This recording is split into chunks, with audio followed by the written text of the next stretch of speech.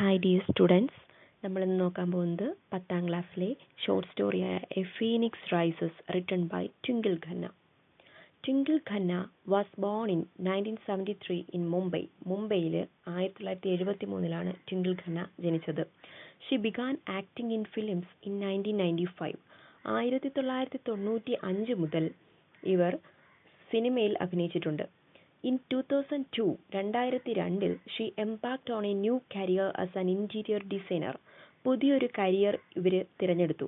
Interior designer ആയിരുന്നു ആ career. Later she established herself as an author and columnist. അതിനുശേഷം അറിയപ്പെടുന്ന രീതിയിൽ ഒരു എഴുത്തുകാരിയും, കോളംനിസ്റ്റ് എന്ന് പറഞ്ഞാൽ പത്രപ്രവർത്തക, പത്രവുമായിട്ട് റിലേറ്റഡ് ആയിട്ട് വർക്ക് ചെയ്യുന്നവരെ നമ്മൾ കോളംനിസ്റ്റ് എന്ന് പറയും. അപ്പോൾ അത്തരത്തിൽ വർക്ക് ചെയ്തിരുന്ന ഒരു വ്യക്തി കൂടിയാണ് twinkle Khanna. In 2015, her first book, Mrs. Fanny Bones, 2015 ഇവരുടെ ഫസ്റ്റ് ബുക്കായിട്ടുള്ള മിസ്സിസ് ഫാനി ബോൺസ് പബ്ലിഷ് ചെയ്തു. became a best seller. ഒരുപാട് വിറ്റഴിക്കപ്പെട്ട ഒരു ബുക്ക് കൂടിയായിരുന്നു. The Legend of Lakshmi Prasad is a collection of stories. ഇവരുടെ കളക്ഷൻ ഓഫ് സ്റ്റോറീസ് ആണ് The Legend of Lakshmi Prasad, in which the tale of the social entrepreneur Padmashri Arunachalam Muruganantham is portrayed. ഈ collection of സ്റ്റോറീസിനകത്ത് വരുന്ന ഒരു സ്റ്റോറിയിൽ ഒരു social entrepreneur ആയിട്ടുള്ള പത്മശ്രീ ജേതാവ് കൂടിയായിട്ടുള്ള അരുണാചലം മുരുകാനന്ദത്തെ ചിത്രീകരിച്ചിട്ടുണ്ട്. അപ്പോൾ ഹിയർ ഇൻ ദി സ്റ്റോറി നമ്മളിപ്പോൾ പഠിക്കുന്ന എ ഫീനിക്സ് റൈസസ് എന്ന് പറയുന്ന സ്റ്റോറിയിൽ ബബ്ലു എന്ന് പറയുന്ന ഒരു ക്യാരക്ടറുണ്ട്. ആ ക്യാരക്ടർ എന്ന് പറയുന്നത് റിയൽ ആയിട്ട് നടന്ന സ്റ്റോറിയിലെ അരുണാചലം മുരുകാനന്ദത്തെയാണ് ആ ക്യാരക്ടറിലൂടെ ട്വിങ്കിൾ ഖന്ന ചിത്രീകരിക്കുന്നത്. The story inspired the national award winning feature film പാറ്റ്മാൻ. ഈ സ്റ്റോറിയുടെ ഇൻസ്പിറേഷൻ കൂടി പുതിയൊരു ഫിലിം തന്നെ ഉടലെടുത്തു. അതിൻ്റെ പേരാണ് പാറ്റ്മാൻ. ആ പാറ്റ്മാൻ എന്ന് പറയുന്ന ചിത്രത്തിന് പ്രചോദനമായ സ്റ്റോറി എന്ന് പറയുന്നത് അരുണാചലം മുരുകാനന്ദത്തിൻ്റെ ലൈഫ് സ്റ്റോറി ആയിരുന്നു. അതുകൊണ്ട് തന്നെ പാറ്റ്മാൻ എന്ന് പറയുന്ന ഫിലിമിന് നാഷണൽ അവാർഡ് ലഭിച്ചു. സോ നമുക്ക് സ്റ്റോറിയിലേക്ക് കടക്കാം. A Phoenix Rises by Twinkle Khanna. Bablu is the central character of this story. So, Bablu Kibat had been an indifferent student at best. എല്ലാ കാര്യങ്ങളിലും മറ്റുള്ള കുട്ടികളിൽ നിന്ന് അപേക്ഷിച്ച് വേറെന്തൊക്കെയോ പ്രത്യേകതയുള്ള ഒരു സ്റ്റുഡൻ്റ് ആയിരുന്നു ബബ്ലു എന്ന് പറയുന്ന കുട്ടി. വളരെ ഇൻഡിഫറൻ്റ് ആയിട്ടുള്ള ഒരു കുട്ടിയായിരുന്നു. He still remembers his science teacher, Mrs. Sharma, and the egg incubator that he had made under her supervision. പണ്ട് ഇദ്ദേഹത്തിനൊരു സയൻസ് ടീച്ചർ ഉണ്ടായിരുന്നു, മിസ്സിസ് ശർമ്മ എന്നായിരുന്നു പേര്. അവർ എഗ് ഇൻക്യൂബേറ്റർ ഉപയോഗിച്ചുകൊണ്ടുള്ള പരീക്ഷണങ്ങളൊക്കെ ഇവനെ കൊണ്ട് ചെയ്യിപ്പിക്കുമായിരുന്നു. അതെല്ലാം അവനിപ്പോൾ ഓർക്കുന്നുണ്ട്. But when Babloo's father died, leaving his mother struggling to support her small family, he dropped out of school to get a job and help her out. പണ്ടൊരു ദിവസം ഇദ്ദേഹത്തിൻ്റെ അച്ഛൻ, ഈ ബബ്ലുവിൻ്റെ ഫാദർ, അമ്മയെ ഉപേക്ഷിച്ച് പോയി. അതിനുശേഷം അച്ഛൻ മരണപ്പെടുകയും ഉണ്ടായി. അപ്പോൾ തൻ്റെ ആ ഒരു ഫാമിലിയിൽ അമ്മയെ സഹായിക്കേണ്ട ഉത്തരവാദിത്തം മകനായ ബബ്ലുവിനായിരുന്നു. സോ അതുകൊണ്ട് അവൻ സ്കൂൾ എന്ത് ചെയ്തു, ഡ്രോപ്ഡ് ഔട്ട് എന്ന് പറഞ്ഞാൽ സ്കൂൾ വിട്ടുപോയി. സ്കൂളിൽ പിന്നീട് അവൻ തുടർന്ന് പഠിച്ചില്ല. പകരം എന്ത് ചെയ്തു, പുതിയ ജോലികൾ അന്വേഷിച്ച് അമ്മയെ സഹായിച്ച് കുടുംബത്തിന് വേണ്ടിയിട്ട് നിന്നു. He joined a workshop as a bus boy getting tea for the owner. അങ്ങനെ അവനൊരു വർക്ക്ഷോപ്പിൽ ജോയിൻ ചെയ്തു. എന്തായിട്ടാണ് ജോയിൻ ചെയ്തത്? ഒരു ബസ് ബോയ്. ബസ് ബോയ് എന്ന് പറഞ്ഞാൽ നമ്മൾ ഈ ഹോട്ടലിലൊക്കെ പോകുമ്പോൾ ക്ലീൻ ചെയ്യാൻ വരത്തില്ലേ, മേശയൊക്കെ ക്ലീൻ ചെയ്യാൻ വരുന്ന ബോയിയാണ് നമ്മൾ ബസ് ബോയ് എന്ന് പറയുന്നത്. പക്ഷേ ഇവിടെ ആ വർക്ക്ഷോപ്പിൽ ഓണർക്ക് ചായയൊക്കെ കൊണ്ടു കൊടുക്കുന്ന രീതിയിൽ വർക്ക് ചെയ്യുന്ന ഒരു കുട്ടിയായിട്ടാണ് ഇവൻ നിന്നത്. സോ അവനെ ബസ് ബോയ് എന്നാണ് അറിയപ്പെട്ടിരുന്നത്. He slowly worked his way up to becoming a welder. അതിനുശേഷം ആ വർക്ക്ഷോപ്പിൽ നിന്ന് ചായയൊക്കെ കൊടുത്ത് അവൻ പിന്നീട് ആ വർക്ക്ഷോപ്പിലെ ഒരു നല്ലൊരു വെൽഡറായിട്ട് മാറി. അവൻ വെൽഡിംഗ് ഒക്കെ പഠിച്ചു.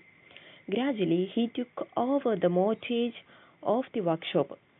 തുടർന്ന് അവൻ ആ ഒരു വർക്ക്ഷോപ്പ് കീഴടക്കി. എന്ന് പറഞ്ഞാൽ ആ ഒരു മോർട്ടേജിൻ്റെ റിയൽ മീനിങ് തട്ടിപ്പറിച്ചു എന്നാണ്. ഒരിക്കലും ആ വർക്ക്ഷോപ്പ് അവൻ തട്ടിയെടുത്തതൊന്നുമല്ല. പകരം എന്താണ്, ആ ഒരു വർക്ക്ഷോപ്പിൽ നിന്ന് അവൻ പണിയൊക്കെ പഠിച്ച് അവൻ നല്ല രീതിയിൽ ആ വർക്ക്ഷോപ്പ് നോക്കി നടത്താൻ പറ്റുന്ന രീതിയിലേക്ക് വളർന്നു. After that he Rann the business himself, growing it steadily. അതിനുശേഷം അവൻ സ്വന്തമായിട്ട് ബിസിനസ്സൊക്കെ ചെയ്യാൻ തുടങ്ങി. വെൽഡറാണ്, അപ്പോൾ അതുകൊണ്ട് തന്നെ അവൻ ബിസിനസ്സൊക്കെ ചെയ്യാൻ തുടങ്ങി. Growing it steadily. അങ്ങനെ അവൻ്റെ ബിസിനസ്സൊക്കെ വളർന്നു. അവനും അതിനോടൊപ്പം തന്നെ വളർന്നു. Bablu and Gauri had an arranged marriage after meeting just once. Bablu ഗൗരിയെ മാരി ചെയ്തു. അവരുടെ മാരേജ് എന്ന് പറയുന്നത് ഒരു അറേഞ്ച്ഡ് മാരേജ് ആയിരുന്നു. അവർ ഒരു തവണ മാത്രമേ മീറ്റ് ചെയ്തിട്ടുള്ളൂ. അതായത് പെണ്ണ് കാണാൻ വന്നപ്പോൾ മാത്രമേ ഗൗരിയെ ബബ്ലുവും ബബ്ലുവിനെ ഗൗരിയും കണ്ടിട്ടുള്ളൂ. ബ്രീഫ്ലി, ചുരുക്കത്തിൽ, in the presence of both their family, അവരുടെ രണ്ടുപേരുടെയും ഫാമിലിയുടെ മുന്നിൽ വെച്ച് ഒരു തവണ മാത്രമേ അവർ പരസ്പരം കണ്ടിട്ടുള്ളൂ. അങ്ങനെ അറേഞ്ച്ഡ് ആയിട്ടുള്ള മാരേജ് ആയിരുന്നു ബബ്ലുവിൻ്റെയും ഗൗരിയുടെയും. One morning, Bablu's mother and younger sister Shalu were drinking tea. ഒരു ദിവസം രാവിലെ ബബ്ലുവിൻ്റെ അമ്മയും അവനൊരു അനീത്തിയുണ്ട്, അനീത്തിയുടെ പേരാണ് ഷാലു, ഷാലുവും കൂടി ചായ കുടിച്ചുകൊണ്ടിരിക്കുമായിരുന്നു. Looking for his wife, Babloo sauntered out to the back porch. അപ്പോൾ ബബ്ലുവിൻ്റെ ഭാര്യയെ നോക്കി ചുമ്മാ ഇങ്ങനെ ഉലാത്തുകയായിരുന്നു. സോണ്ടേർഡ് എന്ന് പറഞ്ഞാൽ അങ്ങോട്ടും ഇങ്ങോട്ടും ചുമ്മാ നടക്കത്തില്ലേ, അതിനെയാണ് നമ്മൾ സോണ്ടേർഡ് എന്ന് പറയുന്നത്. അങ്ങനെ അവൻ അവൻ്റെ വീടിൻ്റെ ബാക്ക് പോർച്ചിലേക്ക്, ബാക്കിലുള്ള വരാന്തയിലേക്ക് ഇങ്ങനെ ഉലാത്തുകയായിരുന്നു. ആരെ നോക്കിക്കൊണ്ട്? ഗൗരി, അദ്ദേഹത്തിൻ്റെ ഭാര്യയെ നോക്കിക്കൊണ്ട്. He saw Gauri walking hurriedly towards the bathroom, holding a rag in her hand. അവൻ നോക്കിയപ്പോൾ കണ്ട കാഴ്ച എന്താന്ന് പറഞ്ഞാൽ, അവൻ്റെ ഭാര്യയായ ഗൗരി പെട്ടെന്ന്, ഹറിയഡ്ലി എന്ന് പറഞ്ഞാൽ എന്താണ്, ധൃതിയിൽ എവിടേക്ക് പോകുന്നു? ടുവേർഡ്സ് ദി ബാത്റൂം, ബാത്റൂമിലേക്ക് പോകുന്നു. അവളുടെ കയ്യിൽ എന്തോ പിടിച്ചിട്ടുണ്ട്. എന്താണ് പിടിച്ചിട്ടുള്ളത്? She's holding a rag in her hand. ഒരു തുണി, ഒരു പഴയ തുണിക്കാണ് നമ്മൾ റാഗ് എന്ന് പറയുന്നത്. ആ റാഗ് അവളുടെ കയ്യിൽ പിടിച്ചുകൊണ്ടാണ് അവൾ ബാത്റൂമിലേക്ക് പോയത്. അത് ആര് കണ്ടു? ബബ്ലു കണ്ടു. He came to know from her that women used rags instead of sanitary napkins. അപ്പോൾ അവൻ ഒരു കാര്യം മനസ്സിലാക്കി. കെയിം ടു നോ എന്ന് പറഞ്ഞാൽ മനസ്സിലാക്കി എന്നാണ് മീനിങ്. അപ്പം അവിടെ വെച്ച് അവനൊരു കാര്യം മനസ്സിലാക്കി. എന്താണ്?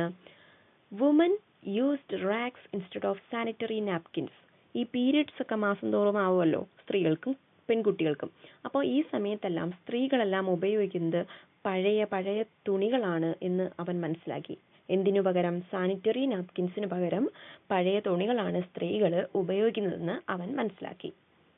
That evening, on his way back from the workshop, Bablu decided to surprise Gauri with a gift. അന്ന് വൈകുന്നേരം അവൻ അദ്ദേഹത്തിൻ്റെ വർക്ക്ഷോപ്പിൽ നിന്ന് ജോലിയെല്ലാം കഴിഞ്ഞ് തിരിച്ച് വീട്ടിലേക്ക് വരുന്ന ടൈമിൽ ഭാര്യയെ ഒന്ന് സർപ്രൈസ് ആക്കാൻ തീരുമാനിച്ചു. എന്ത് നൽകിയിട്ട്? ഒരു ഗിഫ്റ്റ് ഗൗരിക്ക് കൊടുത്തിട്ട് ഒന്ന് സർപ്രൈസ് ആക്കാൻ തീരുമാനിച്ചു. എന്തായിരിക്കും ആ ഗിഫ്റ്റ് എന്ന് നിങ്ങൾക്ക് ഊഹിക്കാമല്ലോ. He went to a small store. അങ്ങനെ അദ്ദേഹം വൈകുന്നേരം ജോലിയെല്ലാം കഴിഞ്ഞിട്ട് തിരിച്ച് വീട്ടിലേക്ക് വരുന്ന വഴി he went to a small store, ഒരു കൊച്ചു കടയിലേക്ക് കയറിപ്പോയി. The store keeper quickly wrapped the napkin pack in an old news paper. അപ്പോൾ അവിടെ ചെന്നിട്ട് എന്ത് പറഞ്ഞാണ്? സാനിറ്ററി നാപ്കിൻ വേണമെന്ന് പറഞ്ഞാണ്. അപ്പോൾ അതുകൊണ്ട് തന്നെ ദ സ്റ്റോർ കീപ്പർ, കടയുടമ എന്ത് ചെയ്തു? ക്വിക്ക്ലി എന്ന് പറഞ്ഞാൽ പെട്ടെന്ന് തന്നെ റാപ്ഡ് ദ നാപ്കിൻ. റാപ്പ് ചെയ്യുക എന്ന് പറഞ്ഞാൽ പൊതിയുക എന്നാണ് മീനിങ് കേട്ടോ. അപ്പോൾ നാപ്കിൻ പാക്ക് എന്ന് പറഞ്ഞാൽ എന്താണ്? ആ ഒരു സാനിറ്ററി പാഡിൻ്റെ ഒരു പാക്ക് റാപ്പ് ചെയ്ത് പൊതിഞ്ഞിട്ട്, ഒരു ഓൾഡ് ന്യൂസ് പേപ്പർ വെച്ച് പൊതിഞ്ഞിട്ട് ആരുടെ കയ്യിൽ കൊടുത്തു? ബബ്ലുവിൻ്റെ കയ്യിൽ കൊടുത്തു. Babloo was startled at the exorbitant price.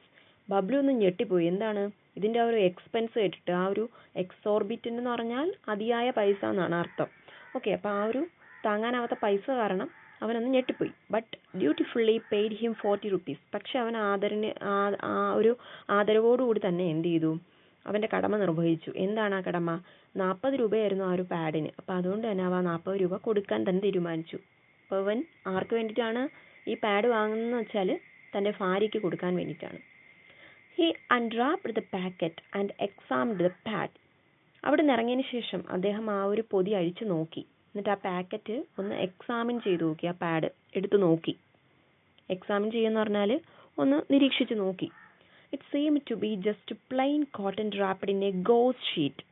Goes എന്ന് പറഞ്ഞാൽ ഈ കോട്ടൻ്റെ കട്ടി കുറഞ്ഞ ക്ലോത്ത് ഉണ്ടല്ലോ, അതാണ് ഗോസ് എന്ന് പറയുന്നത്. അപ്പം കോട്ടൻ്റെ വളരെ കട്ടി കുറഞ്ഞ തുണി കൊണ്ട് നിർമ്മിച്ച ഒരു പാഡാണ് അതിനുള്ളിലെന്ന് അവൻ പൊട്ടിച്ചു നോക്കിയപ്പോൾ മനസ്സിലായി. He placed it on his palm.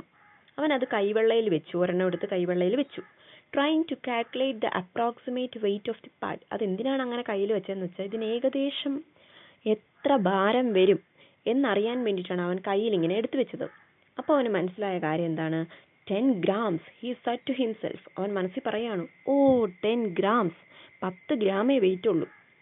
Having seen his father working with cotton yarn, he knew that 10 grams of cotton would barely cost 10 paise.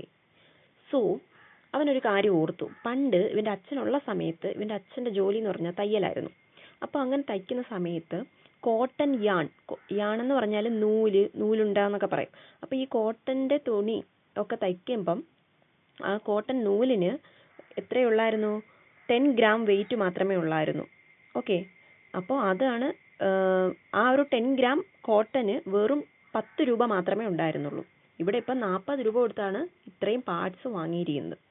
But here he was paying 4 rupees for each of these parts. ഓരോ പാടിനും 4 രൂപ വീതം 40 രൂപയ്ക്കാണ് ഇദ്ദേഹം 10 parts ഇപ്പം വാങ്ങിയിരിക്കുന്നത്. അപ്പോൾ അദ്ദേഹത്തിന് അത്ഭുതമായിപ്പോയി. അച്ഛൻ പണ്ട് ചെയ്തിരുന്ന ജോലിക്ക് ആ ഒരു കോട്ടൺ യാൺ ഉപയോഗിച്ചുകൊണ്ട് നിർമ്മിച്ചിരുന്ന ക്ലോത്തിനൊക്കെ 10 പൈസയെ കൊടുത്തിട്ടുള്ളൂ. ഇതിപ്പം ഞാൻ 40 രൂപ കൊടുത്തിട്ടാണ് ഈ ഇത്രയും പാഡ് വാങ്ങിയിരിക്കുന്നത്. So he put the pad back in the packet. അദ്ദേഹം ആ ഒരു പാഡ് തിരികെ ആ പാക്കറ്റിലേക്ക് എടുത്തു വെച്ചു. എന്തായാലും വാങ്ങിപ്പോയില്ലേ, അതെടുത്ത് വെച്ചു. എന്തിനാണ് വാങ്ങിയത്? വൈഫിന് ഗിഫ്റ്റായിട്ട് കൊടുക്കാൻ. അപ്പം എന്തായാലും തിരിച്ചു കൊടുക്കാനൊന്നും പറ്റില്ല. അപ്പോൾ അതുകൊണ്ട് തന്നെ ആ പാഡ് ആ പാക്കറ്റിലേക്ക് വെച്ചു. ബാക്ക് ഹോം, അങ്ങനെ അവൻ വീട്ടിലെത്തി. Babloo secretly handed over the pack to Gauri. വീട്ടിലെത്തിയതിന് ശേഷം ആരും തന്നെ കാണാതെ വളരെ രഹസ്യമായിട്ട് തൻ്റെ വൈഫിന് അവൻ എന്ത് ചെയ്തു? ഈ ഗിഫ്റ്റ് സമ്മാനിച്ചു. ഓക്കെ,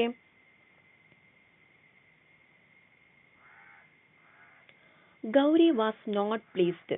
ഇത് കണ്ടിട്ട് ഗൗരിക്ക് വളരെ സന്തോഷം ഉണ്ടാവുമെന്നാണ് നമ്മുടെ ബബ്ലു വിചാരിച്ചത്. പക്ഷെ അവൾക്ക് ഷി വാസ് നോട്ട് ഹാപ്പി.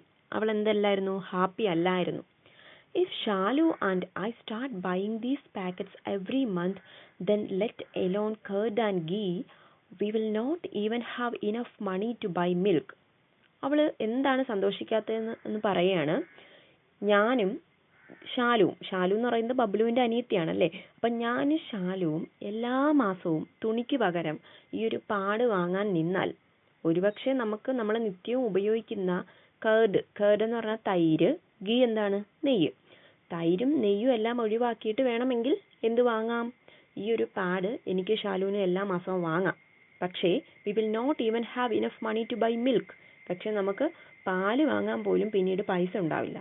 അത്രയ്ക്ക് എക്സ്പെൻസാണ് എന്നാണ് അവൾ പറയുന്നത്. 40 രൂപ വെച്ച് എല്ലാ മാസവും 2 ഗേൾസിനും കൂടി വാങ്ങുമ്പോഴത്തേക്കും ഒരുപാട് പൈസ അവിടെ ചിലവാകും. അവർ സാമ്പത്തികമായിട്ട് ഒരുപാട് ലോ ആയിട്ടുള്ള ഒരു ഫാമിലിയാണ്. അപ്പം അതുകൊണ്ട് തന്നെ അവർക്കത് താങ്ങാൻ പറ്റത്തില്ല. അതുകൊണ്ടാണ് ഗൗരി അങ്ങനെ പറയുന്നത്. Babloo looked at her dejectedly. അപ്പം ബബ്ലുവിന് വളരെയധികം വിഷമമായി. അവളുടെ ആ ഒരു പറച്ചിലൊക്കെ കേട്ടപ്പോഴത്തേക്കും ബബ്ലുവിന് വളരെയധികം സാഡായി. But he then determined to start a new project. അന്ന് അദ്ദേഹം ഒരു കാര്യം തീരുമാനിച്ചു. ഡിറ്റർമൈൻഡ് എന്ന് പറഞ്ഞാൽ ഉറച്ച തീരുമാനം എന്നാണ്. അന്ന് അദ്ദേഹം ഒരു കാര്യം തീരുമാനിച്ചു. To start a new project, ഒരു പുതിയ പ്രോജക്റ്റ് തുടങ്ങാൻ തീരുമാനിച്ചു. He pulled out a pair of scissors, a needle and some thread. അങ്ങനെ അവൻ ഓടിപ്പോയി കുറച്ച് എ പെയർ ഓഫ് സിസേഴ്സ്, ഒരു പെയർ ഓഫ് സിസേഴ്സ് എടുത്തു, കത്രിക എടുത്തു. എ നീഡിൽ എന്താണ്? സൂചി. ആൻഡ് സം ത്രെഡ്, നൂലെടുത്തു. കോട്ടൺ എടുത്തു. And cloth from his bag, അതെല്ലാം ബാഗിൽ കളക്ട് ചെയ്ത് വെച്ചിട്ട് അതെല്ലാം എടുത്തു. He began flattening the cotton between his hands as if he were spreading out dough to make a chapati. Dough എന്ന് പറഞ്ഞാൽ മാവെന്നാണ് അർത്ഥം. നമ്മൾ ചപ്പാത്തിയൊക്കെ കുഴയ്ക്കാൻ നേരത്ത് മാവ് കുഴച്ചിട്ട് അതിനിങ്ങനെ പരത്തത്തില്ലേ, അതുപോലെ അവൻ്റെ കയ്യിലുള്ള നൈസ് കോട്ടൺ എടുത്ത് എന്ത് ചെയ്തു? ഫ്ലാറ്റൻ ചെയ്തു, കയ്യിൽ വെച്ച് ഇങ്ങനെ പരത്തി. Within 24 hours of first touching a sanitary napkin, Bablu had managed to make his own. അതായത് ആദ്യമായിട്ട് ഒരു സാനിറ്ററി പാഡ് വാങ്ങി തൻ്റെ ഭാര്യയ്ക്ക് കൊടുക്കാൻ വേണ്ടിയിട്ട് കൊണ്ടുവന്നതായിരുന്നു നമ്മുടെ ബബ്ലു. ആ ഒരു ടൈമിലാണ് അവൻ ആദ്യമായിട്ട് ആ ഒരു സാനിറ്ററി നാപ്കിൻ ടച്ച് ചെയ്ത് നോക്കുന്നത്, തൊട്ട് നോക്കുന്നത്. അപ്പോൾ അവനിൻ്റെ ക്രിയേഷനൊക്കെ മനസ്സിലായി. സോ അവൻ എന്ത് ചെയ്തു? ആ ഒരു 24 മണിക്കൂർ കൊണ്ട് തന്നെ പുതിയൊരു പ്രോജക്റ്റിലേക്ക് തന്നെ കടന്നു. അവൻ്റെ ചിന്ത അങ്ങനെ അതിലേക്ക് മാറിപ്പോയി. എന്ന് പറഞ്ഞാൽ എന്താണ്? സ്വന്തമായിട്ട് സാനിറ്ററി നാപ്കിൻ ഉണ്ടാക്കാൻ അവൻ തീരുമാനിച്ചു. But he was not able to make a useful one as he could not make out the material used to buy the brands. അതായത് വലിയ കമ്പനിക്കാരൊക്കെ ഉണ്ടാക്കുന്ന പോലെ ബ്രാൻഡഡ് ആയിട്ടുള്ള മെറ്റീരിയൽ ഒന്നും അവൻ്റെ കയ്യിൽ ഇല്ലായിരുന്നു. അതുകൊണ്ട് തന്നെ അവന് ബ്രാൻഡഡ് ആയിട്ടുള്ള കാര്യങ്ങളൊന്നും ഉണ്ടാക്കാൻ പറ്റില്ലായിരുന്നു. മന്ത്സ് പാസ്റ്റ്, ഒരുപാട് മാസങ്ങൾ കഴിഞ്ഞു. And Bablu procured different qualities of cotton and other materials to make pads. അങ്ങനെ മാസങ്ങൾ പിന്നിട്ടപ്പോൾ അവൻ ഒരുപാട് കാര്യങ്ങൾ കളക്ട് ചെയ്തു. ഈ പാഡ് നിർമ്മിക്കാൻ ആവശ്യമായിട്ടുള്ള കോട്ടണും മെറ്റീരിയൽസും എല്ലാം പ്രൊക്യൂർഡ് എന്ന് പറഞ്ഞാൽ സംഭരിച്ചു. He continued his experiments knowing that the most women used unclean rags instead of sanitary napkins as they could not afford them. Afford എന്ന് പറഞ്ഞാൽ ഒരിക്കലും നമുക്ക് താങ്ങാൻ കഴിയാത്തതെന്നാണ്. ഓക്കെ, അപ്പോൾ വളരെ എക്സ്പെൻസ് ആയതുകൊണ്ട് തന്നെ ഇവിടെയുള്ള സ്ത്രീകൾക്ക് അവന്റെ ഭാര്യയെക്കുറിച്ച് മാത്രമല്ല ചിന്തിക്കുന്നത്, പകരം എന്താണ് ആ ഗ്രാമത്തിലുള്ള മുഴുവൻ സ്ത്രീകളെക്കുറിച്ച് ചിന്തിക്കുന്നുണ്ട്. ഈ സ്ത്രീകൾക്കും പെൺകുട്ടികൾക്കുമെല്ലാം ഇതൊന്നും അഫോർഡ് ചെയ്യാൻ പറ്റുന്നില്ല, ഇതൊന്നും താങ്ങാൻ പറ്റുന്നില്ല. എന്ത് താങ്ങാൻ പറ്റുന്നില്ല? ഇതിന്റെ എക്സ്പെൻസ്. അതുകൊണ്ട് തന്നെ അവർ അൺക്ലീൻ ആയിട്ടുള്ള റാഗ്സ്, വളരെ പഴകിയ തുണിയാണ് ഉപയോഗിക്കുന്നത്. Instead of sanitary napkins, sanitary നാപ്കിൻസിന് പകരം അൺക്ലീൻ ആയിട്ടുള്ള റാഗ്സ് ഉപയോഗിക്കുന്നുണ്ട്. അതവൻ മനസ്സിലാക്കി. He also knew that this made them prone to disease. അവനൊരു കാര്യം മനസ്സിലായി, ഇത് എന്തിലേക്ക് ലീഡ് ചെയ്യും? ഇത് മാരകമായ പല അസുഖങ്ങളിലേക്കും ഈ പഴയ തുണി ഉപയോഗിക്കുന്നവർക്ക് വരാൻ ചാൻസ് ഉണ്ടെന്ന് അവൻ മനസ്സിലാക്കി. No one else appeared to be bothered by this. ആരും ഇതിനെക്കുറിച്ച് ബോധറല്ല. He looked at the little girls running around the neighbourhood. അവൻ അവിടെ ഇരുന്നുകൊണ്ട് അവൻ്റെ തൊട്ടയൽപക്കത്തുള്ള പെൺകുട്ടികളൊക്കെ ഒന്ന് വാച്ച് ചെയ്യാണ്. ഒരു പെൺകുട്ടി എന്ത് ചെയ്യുന്നുണ്ട്? Little girls running around the neighbourhood. അവൻ്റെ അയൽപക്കത്തുള്ള പെൺകുട്ടികളൊക്കെ അങ്ങോട്ടും ഇങ്ങോട്ടും ഒക്കെ ഓടി കളിക്കുന്നുണ്ട്. They couldn't even buy a good pair of slippers. അങ്ങനെ മണ്ണിൽ കളിക്കുന്ന സമയത്ത് അവർക്ക് കാലിൽ ധരിക്കാൻ വേണ്ടിയിട്ട് ഒരു ജോഡി സ്ലിപ്പർ പോലും ഇല്ല. How could they ever afford to buy sanitary pads month after month? അങ്ങനെ ഓരോ മാസം കഴിയുമ്പോഴും പീരീഡ്സ് വന്നുകൊണ്ടേയിരിക്കും. അപ്പോൾ ആ ഒരു പീരീഡ്സിലൊക്കെ ഇവർക്ക് ഒരു ജോഡി ചെരുപ്പ് വാങ്ങാൻ പോലും പൈസ ഇല്ലാത്ത ഇവരൊക്കെ എങ്ങനെയാണ് സാനിറ്ററി നാപ്കിൻസ് ഇത്രയും വില കൊടുത്ത് വാങ്ങുന്നത് എന്നൊക്കെ ആര് ചിന്തിക്കുകയാണ്? നമ്മുടെ ബബ്ലു ചിന്തിക്കുകയാണ്. അവൻ വളരെയധികം നെർവസ് ആവുകയാണ് ഇതിനെപ്പറ്റി.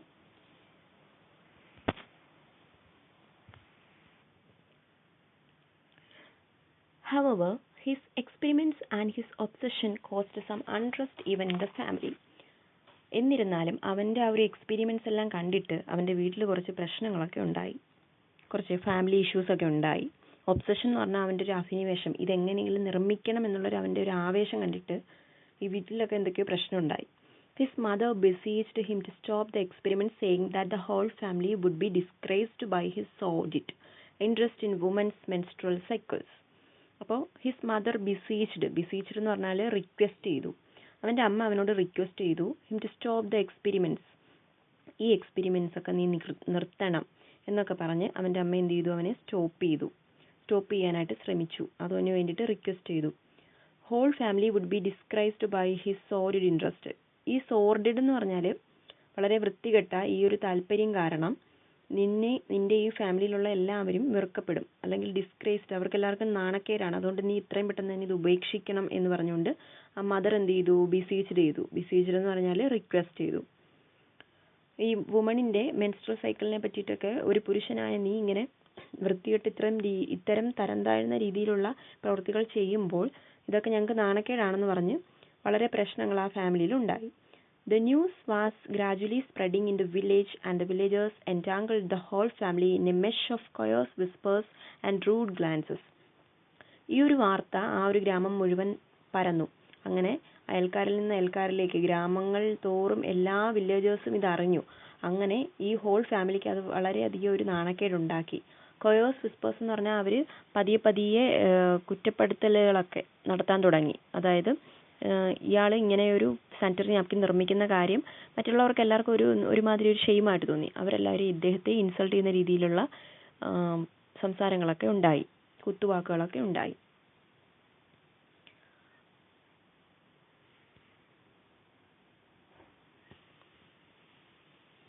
Bablu was gloomy for a while at the thought of stopping his experiments. Bablu വളരെയധികം ഗ്ലൂമി ആയിരുന്നു. കാരണം എന്താണെന്ന് വെച്ചാൽ ഈ ഒരു എക്സ്പെരിമെൻ്റ് എങ്ങനെയെങ്കിലും പൂർത്തിയാക്കണം എന്നാണ് അദ്ദേഹത്തിൻ്റെ ആഗ്രഹം. പക്ഷേ ആളുകളുടെയും ഫാമിലിയുടെയും ഒരു സപ്പോർട്ട് ഇല്ലാത്തതുകൊണ്ട് ഇദ്ദേഹത്തിന് ഇതെങ്ങനെയെങ്കിലും അങ്ങ് സ്റ്റോപ്പ് ചെയ്താൽ മതിയെന്ന് ആയി. അത്രയും ഗ്ലൂമി ആയിപ്പോയി അദ്ദേഹം. But he devised an idea to conduct experiments on himself rather than others. മറ്റുള്ളവരെ ബുദ്ധിമുട്ടിക്കാത്ത രീതിയിലുള്ള എക്സ്പെരിമെൻറ്റ്സ് ചെയ്യാൻ അദ്ദേഹം പിന്നീട് തീരുമാനിച്ചു. With the help of a friend, അദ്ദേഹത്തിന് ഒരു ഫ്രണ്ട് ഉണ്ടായിരുന്നു, ഫ്രണ്ട് സഹായിച്ചു. ഹി കളക്റ്റഡ് സം ബ്ലഡ്, കുറച്ച് ബ്ലഡൊക്കെ ശേഖരിച്ചു. Using a rubber tube he experimented with napkins himself. ഒരു റബ്ബർ ട്യൂബൊക്കെ യൂസ് ചെയ്തുകൊണ്ട് കുറച്ച് ബ്ലഡൊക്കെ കളക്ട് ചെയ്തിട്ട് അദ്ദേഹം നാപ്കിൻസ് നിർമ്മിക്കാൻ തുടങ്ങി.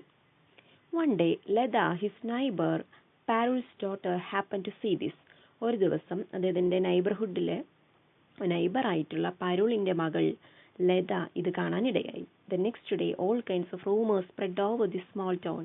പിറ്റേ ദിവസം രാവിലെ ഈ ഒരു റൂമർ, ഇദ്ദേഹം ഇങ്ങനൊരു സാനിറ്ററി നാപ്കിൻ ഉണ്ടാകുന്നു, ബ്ലഡൊക്കെ എടുത്തിട്ടാണ് എക്സ്പെരിമെൻറ്റ് നടത്തുന്നത്, ഇതൊക്കെ ആ ഒരു പെൺകുട്ടി കണ്ട് എല്ലാവരോടും പോയി പറഞ്ഞു. അങ്ങനെ ആ ഒരു റൂമർ സ്പ്രെഡ് ചെയ്തു.